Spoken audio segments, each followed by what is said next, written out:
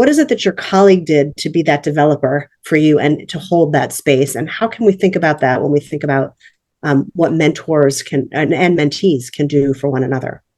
Absolutely. So, of course, one privilege I had in this particular relationship is, as I said, we were friends. So we already had a strong foundation of trust in the relationship.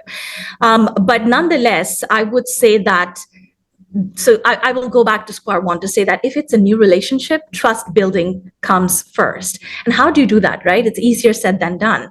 And I think in your book also I've been reading, which you're going to show the attendees towards the end, but I just wanted to kind of give a shout out to your book, Bridging Differences for Better Mentoring, by Eliza Fain and Louis Zachary.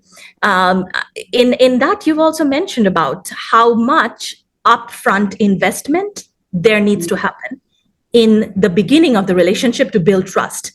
And that, I would say, starts from reflecting, doing self-reflective exercises to build self-awareness.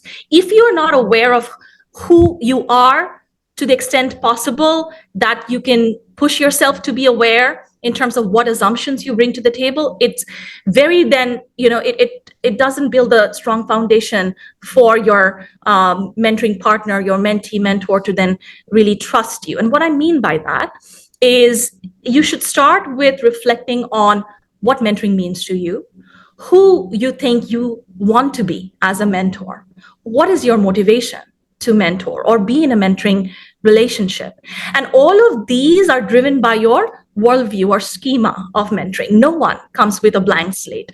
And, you would think that, well, some of you might think that I haven't had experience participating in a formal mentoring program and hence I have a blank slate. Well, I will challenge you to then think about any developmental interaction, relationship you might have had in your life, and think broadly to even include your family, your friends, your community. So it's not that the idea of mentoring needs to be restricted to professional domain.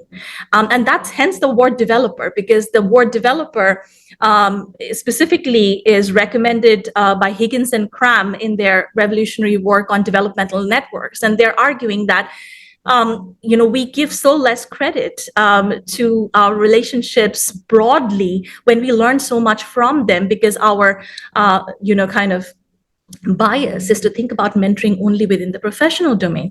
So then thinking broadly about all the kinds of developmental interactions you must have had, whoever you've sought advice from, whoever you wanted to, have as a sounding board, whoever you confided with, then think about what mentoring means to you and what the word mentor specifically prompts you to think of. And